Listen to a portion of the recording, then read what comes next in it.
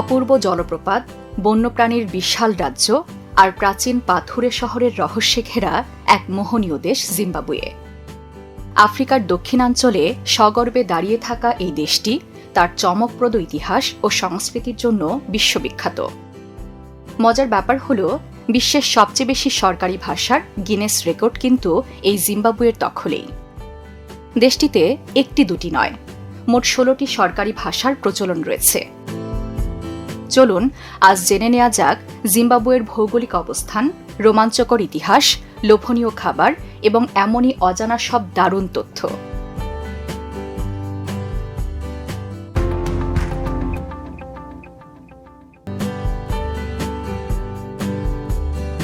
Zimbabwe আফ্রিকার দক্ষিণাঞ্চলের একটি স্থলবেষ্টিত দেশ, অর্থাৎ এই দেশটির কোনো সমুদ্র বন্দর নেই। এর উত্তরে জাম্বিয়া, পূর্বে মোজাম্বিক, দক্ষিণে দক্ষিণ আফ্রিকা এবং পশ্চিমে বতসোয়ানা অবস্থিত। জিম্বাবুয়ের পশ্চিম সীমান্তে এমন একটি জায়গা রয়েছে যেখানে জিম্বাবুয়ে, জাম্বিয়া, বতসোয়ানা এবং নামিবিয়া এই 4টি দেশের সীমানা প্রায় একটি নির্দিষ্ট বিন্দুতে এসে মিলিত হয়েছে। জিম্বাবুয়ের মোট আয়তন প্রায় 3,90,757 বর্গ কিলোমিটার। দেশটির বেশিরভাগ অংশই উঁচু মালভূমি এবং সাভানা তৃণভূমি দিয়ে ঢাকা। আয়তনের দিক থেকে জিম্বাবুয়ে জাপানের চেয়ে কিছুটা বড়। কিন্তু মজার ব্যাপার হল, জাপানের তুলনায় জিম্বাবুয়ের জনসংখ্যা প্রায় 8 ভাগের 1 ভাগ। বর্তমানে জিম্বাবুয়ের জনসংখ্যা প্রায় 1,60,00,000-এর কাছাকাছি। এখানকার মানুষদের একটি বড় অংশই তরুণ এবং এরা অত্যন্ত বন্ধুবৎসল স্বভাবের হয়ে থাকে। জিম্বাবুয়েতে মোট 16টি সরকারি ভাষা রয়েছে। একটি দেশের এতগুলো সরকারি ভাষা থাকার কারণে এটি গিনেস বুক অব ওয়ার্ল্ড রেকর্ডসে স্থান করে নিয়েছে। একাদশ শতাব্দীতে এ অঞ্চলে গড়ে উঠেছিল গ্রেট জিম্বাবুয়ে নামের একটি অত্যন্ত শক্তিশালী ও সমৃদ্ধ সাম্রাজ্য। এই প্রাচীন শহরের সবচেয়ে অবাক করা বিষয় হল, এখানকার বিশাল সব পাথরের স্থাপনাগুলো তৈরি করা হয়েছিল কোনোরকম চুন, সুরকি বা সিমেন্ট ছাড়াই। শুধু নিখুঁত জ্যামিতিক মাপে পাথর সাজিয়ে এত মজবুত দেয়াল তৈরি করা হয়েছিল, যা শত শত বছর পেরিয়েও আজও সগর্বে টিকে আছে। 19বিংশ শতাব্দীর শেষের দিকে ব্রিটিশ ব্যবসায়ী সিসিল রোডসের নেতৃত্বে ব্রিটিশরা এখানে উপনিবেশ স্থাপন করে। মূলত এখানকার বিপুল সোনা আর হীরার খনির আকর্ষণেই তারা এই সাম্রাজ্য বিস্তার লাভ করেছিল। সিসিল রোডসের নাম অনুসারেই তখন এদেশের নাম দেওয়া হয়েছিল রোডেশিয়া। এরপর শুরু হয় অধিকার আদায়ের এক দীর্ঘ ও রক্তক্ষয়ী লড়াই। শ্বেতাঙ্গ সংখ্যালঘু সরকারের বৈষম্যমূলক শাসনের বিরুদ্ধে টানা কয়েক দশক ধরে মুক্তির সংগ্রাম চলে। অবশেষে দীর্ঘ লড়াইয়ের পর 1980 সালের 18 এপ্রিল দেশটি ব্রিটিশদের কাছ থেকে পূর্ণ স্বাধীনতা লাভ করে এবং নিজেদের প্রাচীন ঐতিহ্যকে সম্মান জানিয়ে দেশের নতুন নাম রাখা হয় জিম্বাবুয়ে। যেদিন জিম্বাবুয়ে স্বাধীন হয় সেদিন এক ঐতিহাসিক ঘটনা ঘটেছিল।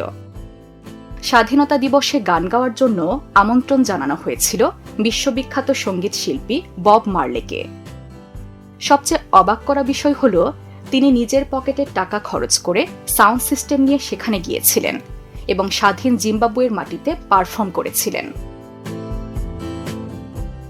জিম্বাবুয়ের জাতীয় পতাকায় এবং মুদ্রায় একটি বিশেষ পাখির ছবি দেখতে পাওয়া যায়, যাকে জিম্বাবুয়ে বার্ড বলা হয়। এই পাখির পাথরের তৈরি প্রাচীন মূর্তিগুলো গ্রেট জিম্বাবুয়ে শহরের ধ্বংসস্তূপ থেকেই পাওয়া গিয়েছিল, যা আজও তাদের জাতীয় ঐক্যের প্রতীক। জিম্বাবুয়ের অর্থনীতি মূলত দাঁড়িয়ে আছে খনিজ সম্পদ আর কৃষিকাজের উপর। এখানকার মাটির নিচে লুকিয়ে আছে বিপুল সম্পদের ভাণ্ডার। রয়েছে প্রচুর পরিমাণে সোনা, হীরা এবং প্লাটিনামের খনি। জিম্বাবুয়ের অর্থনীতির কথা উঠলেই 2008 সালের সেই ভয়াবহ মুদ্রাস্ফীতির কথা চলে আসে। সে সময় মুদ্রার মান এতটাই পড়ে গিয়েছিল যে সরকার বাধ্য হয়ে 100 ট্রিলিয়ন জিম্বাবুয়ান ডলারের একটি ব্যাংকনোট ইস্যু করে। পৃথিবীর ইতিহাসে ছাপা হওয়া সবচেয়ে বড় অঙ্কের নোটগুলোর মধ্যে এটি একটি, যা আজও অর্থনীতিবিদদের কাছে এক বড় বিস্ময়। কেবল মূল্যবান খনিজ সম্পদ কিংবা অর্থনীতির উঠানামাতেই নয়, জিম্বাবুয়ে বিশ্ব দরবারে আলোড়ন তুলেছে এখানকার কৃতি মানুষদের হাত ধরেও। আন্তর্জাতিক অঙ্গনে নিজেদের দ্যুতি ছড়িয়েছেন জিম্বাবুয়ের অনেকেই। দীর্ঘ সময়ের আলোচিত রাজনীতিক রবার্ট মুগাবে থেকে শুরু করে ক্রিকেট দুনিয়া কাঁপানো কিংবদন্তি অ্যান্ডি ফ্লাওয়ার কিংবা হিথ স্ট্রিক, কার নাম নেই এই তালিকায়। ক্রীড়া জগতে জিম্বাবুয়ের আরেক গর্ব হলেন সাঁতারু কাস্ট্রি কভেন্ট্রি। জানলে অবাক হবেন, অলিম্পিকের মঞ্চে তিনি একাই জিতেছেন মোট 7টি মেডেল। ব্যক্তিগত ইভেন্টে পদক জয়ের পরিসংখ্যানে তিনি শুধু জিম্বাবুয়ে নয়, বরং পুরো আফ্রিকা মহাদেশের ইতিহাসেরই সবচেয়ে সফল অলিম্পিয়ান। এই যে বিশ্বজয়ী অ্যাথলেট আর বিখ্যাত সব মানুষদের কথা জানালাম, ভাবছেন তো এদের এত শক্তির রহস্য কি? রহস্যটা লুকিয়ে আছে জিম্বাবুয়ের ঐতিহ্যবাহী খাবারে। জিম্বাবুয়ানদের প্রতিদিনের প্রধান খাবারের নাম সাজ্জা, যা মূলত মিহি ভুট্টার আটা দিয়ে তৈরি এক ধরনের ঘন মণ্ড বা পরিস। গরম গরম সাজ্জার সাথে ঝাল ঝাল মাংস, সবজি বা সিমের তরকারি, এ যেন তাদের রোজকার এক টুকরো তৃপ্তি। এছাড়াও বিলটং বা মশলা মাখানো শুকনো মাংস এখানকার দারুণ জনপ্রিয় একটি খাবার। জিম্বাবুয়ের স্ন্যাক্স বা হালকা নাস্তার কথা উঠলেই এমন এক পদের নাম আসে যা শুনলে আপনার চোখ কপালে উঠতে বাধ্য। এখানকার অত্যন্ত জনপ্রিয় একটি স্ন্যাক্স হল মোপানে ওয়ার্মস, যা আসলে আস্ত এক ধরনের শুঁয়োপোকা। শুনতে অদ্ভুত লাগলেও এটি ভীষণ প্রোটিন সমৃদ্ধ। স্থানীয়রা এই শুঁয়োপোকাগুলোকে মচমচে করে ভেজে কিংবা সুস্বাদু মশলায় রান্না করে দারুণ তৃপ্তি নিয়ে খায়। জিম্বাবুয়ের সেই অবাক করা খাবারগুলো চোখে দেখার পর আপনার মন এমনিতেই উৎসব উৎসব করবে। আর এখানকার মানুষ তো উৎসব বলতে রীতিমতো পাগল। বছর জুড়ে এখানে লেগে থাকে কোনো না কোনো আয়োজন। একদিকে Harare International Festival of Arts দেশটিকে শিল্প ও সঙ্গীতে মাতিয়ে রাখে। অন্যদিকে ভিক্টোরিয়া ফলস কার্নিভাল নিয়ে আসে ট্রেনের ভেতর লাইভ মিউজিক আর জমজমাট পার্টির এক অভাবনীয় অভিজ্ঞতা। তবে এসবের ভিড়ে সবচেয়ে মিষ্টি আর চমকপ্রদ উৎসবটি হল জিকিনিয়া ড্যান্স ফেস্টিভ্যাল। কেন জানেন? কারণ এই উৎসবের আসল তারকারা হল একদম ছোট ছোট বাচ্চারা। সারা দেশের প্রাথমিক স্কুলের শিক্ষার্থীরা এই ঐতিহ্যবাহী নাচের উৎসবে যোগ দেয়। ছোটবেলা থেকেই যেন শিশুরা তাদের নিজস্ব সংস্কৃতি আর প্রাচীন নাচের ছন্দকে ভালোবেসে বড় হতে পারে, সেটাই এই চমৎকার আয়োজনের মূল উদ্দেশ্য। উৎসবের আনন্দ আর নাচে গানে মেতে ওঠার পর এবার সময় জিম্বাবুয়ের শ্বাসরুদ্ধকর প্রকৃতির মাঝে হারিয়ে যাওয়ার। পর্যটকদের জন্য জিম্বাবুয়ে যেন আস্ত এক স্বর্গরাজ্য, যেখানে প্রতিটি কোণায় লুকিয়ে আছে রোমাঞ্চ আর রহস্য। প্রকৃতির এক অকল্পনীয় বিস্ময়ের নাম ভিক্টোরিয়া ওয়াটারফলস। এর বিশালতা আর উন্মত্ত রূপ এতটাই ভয়ঙ্কর সুন্দর যে স্থানীয়রা একে ডাকে মসি ওয়া তুনিয়া নামে, যার অর্থ যে ধোঁয়া গর্জন করে। বিপুল বেগে আছড়ে পড়া জলের জলকণা যখন ধোঁয়ার মতো চারপাশ ঢেকে ফেলে আর তার গম্ভীর গর্জন বহু দূর থেকে শোনা যায়, তখন সত্যি গায়ে কাঁটা দিয়ে ওঠে। ভিক্টোরিয়া ওয়াটারফলসের আসল জাদুটি কিন্তু লুকিয়ে আছে রাতের আধারে। ভরা পূর্ণিমার রাতে যখন চাঁদের স্নিগ্ধ আলো জলপ্রপাতের ধোঁয়াটে কুয়াশার উপরে এসে পড়ে, তখন তৈরি হয় এক অদ্ভুত রহস্যময় রংধনু। দিনের বেলার রংধনুকে আমরা রেইনবো বলি ঠিকই, কিন্তু রাতের এই মায়াবী রংধনুকে বলা হয় মুনবো। পৃথিবীর খুব হাতে গোনা কয়েকটি জায়গাতেই রাতের বেলায় এই জাদুকরী দৃশ্য দেখার সৌভাগ্য মেলে। ভিক্টোরিয়া ওয়াটারফলসের সেই উন্মত্ত গর্জন আর মায়াবী রূপের রেশ কাটতে না কাটতেই চলুন এবার পা রাখা যাক বন্যপ্রাণীদের এক বিশাল ও স্বাধীন রাজত্বে। এর নাম হুয়াঙ্গে জাতীয় উদ্যান, যা জিম্বাবুয়ের সবচেয়ে বড় সাফারি পার্ক। জলপ্রপাতের বিশালতা পেছনে ফেলে এই বিস্তীর্ণ প্রান্তরে এলেই আপনি হারিয়ে যাবেন প্রকৃতির এক বুনো রোমাঞ্চের মাঝে। আপনি শুনলে চমকে যাবেন, এই পার্কে প্রায় 40,000-এরও বেশি হাতির বসবাস।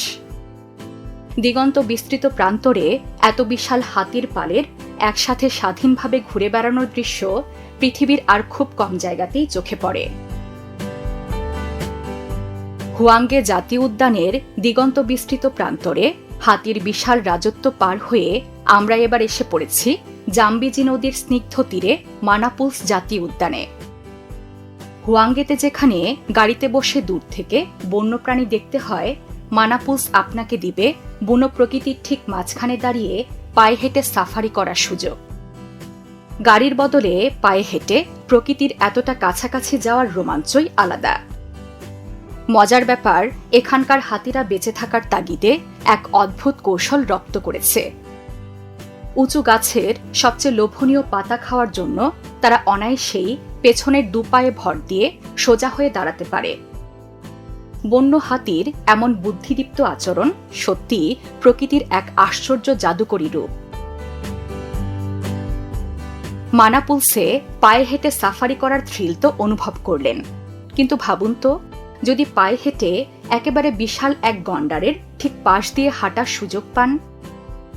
হ্যাঁ, এমনই এক গায়ে কাটা দেওয়া অভিজ্ঞতার সুযোগ করে দেয় Imire Rhino and wildlife conservation. এটি মূলত বিলুপ্তপ্রায় গন্ডার এবং অন্যান্য বন্যপ্রাণীদের পরম যত্নে রক্ষা করার একটি বিশেষ অভয়ারণ্য ও প্রজনন কেন্দ্র। এখানে গেলে আপনি অত্যন্ত কাছ থেকে বিলুপ্তপ্রায় সাদা ও কালো গন্ডার দেখতে পাবেন। আর সবচেয়ে অবিশ্বাস্য ব্যাপার হল, বিশেষ প্রশিক্ষিত গাইডের সাথে এই বিশালদেহী গন্ডারগুলোর একেবারে পাশাপাশি হেঁটে বেড়ানোর সুযোগ পাবেন এখানে, যা আপনার জীবনের অন্যতম সেরা আর রোমাঞ্চকর এক স্মৃতি হয়ে থাকবে। মাটির উপরের বন্যপ্রাণীদের রাজত্ব ছেড়ে চলুন ঘুরে আসি মাটির নিচের এক রহস্যময় জগৎ চিনি কেভসে। চুনা পাথর আর ডলোমাইট পাথরের তৈরি এই বিশাল গুহার ভেতর লুকিয়ে আছে অবিশ্বাস্য সুন্দর টলটলে নীল জলের এক মায়াবী হ্রদ। এই হ্রদটিকে বলা হয় স্লিপিং পুল। এই হ্রদের পানি এতটাই স্ফটিকের মতো স্বচ্ছ যে অনেক গভীর পর্যন্ত সবকিছু আয়নার মতো পরিষ্কার দেখা যায়।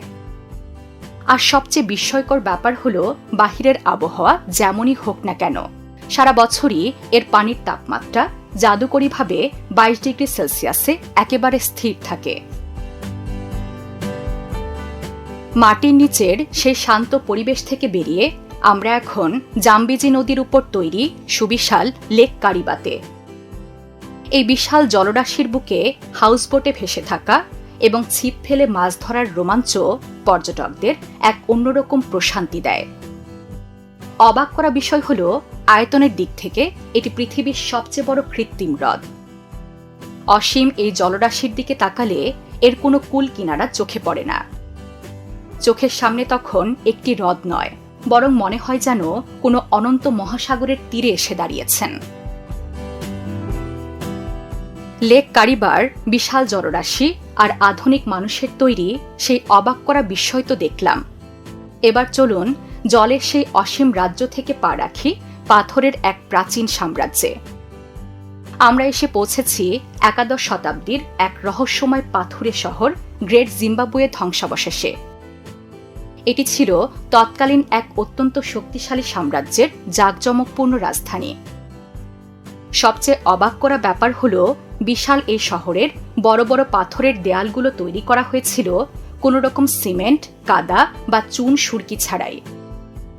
কেবল নিখুঁত জ্যামিতিক মাপে একটার উপর একটা পাথর সাজিয়ে তৈরি করা হয়েছিল এই স্থাপনাগুলো, যা শত শত বছরের ঝড় বৃষ্টি আর সময়ের আঘাত সহ্য করে আজও সগর্বে টিকে আছে।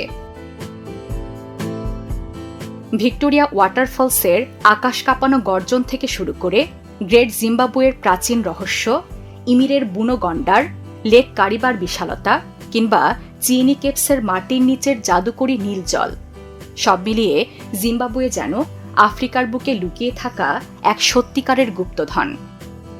প্রতিটি কোনায় কোনায় রোমাঞ্চ, ইতিহাস আর প্রাকৃতিক সৌন্দর্যের এমন নিখুঁত মেলবন্ধন পৃথিবীতে খুব কমই দেখা যায়। প্রকৃতির এই অপরূপ সৌন্দর্য ও বৈচিত্র্য যদি আপনার হৃদয় ছুঁয়ে থাকে, তবে ভিডিওটিতে একটি লাইক দিয়ে আমাদের উৎসাহিত করবেন। আপনাদের সুন্দর মতামতগুলো আমাদের কাছে অত্যন্ত মূল্যবান, তাই কমেন্ট বক্সে আপনার অনুভূতির কথা জানাতে ভুলবেন না।